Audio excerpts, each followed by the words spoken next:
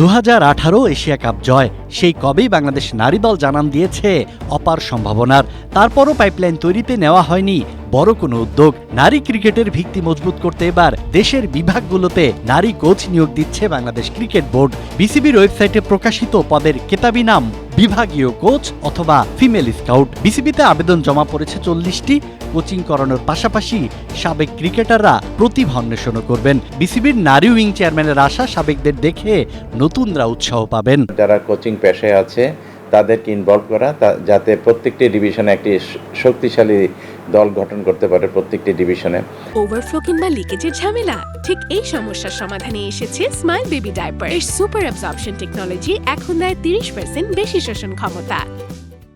সেখানে মেয়ে কোচ রাখার একটি কারণ যে আমাদের এই মেয়েদের দেখে অন্য মেয়েরা অনুপ্রাণিত হবে এবং তার জাতীয় দলের বাইরে থাকা রুমান আহমেদ কোচ হিসেবে নন, তার বোর্ডে আসার ইচ্ছা অন্য কোনো রোলে, সেটি হতে পারে নির্বাচক হিসাবে। তবে আয়শা রহমান শুকতারা, শামিমা সুলতানা, রেশমা আক্তার আদুরি, পান্না ঘোষ সহ 40 ক্রিকেটার আবেদন করেছেন বলে জানা গেছে।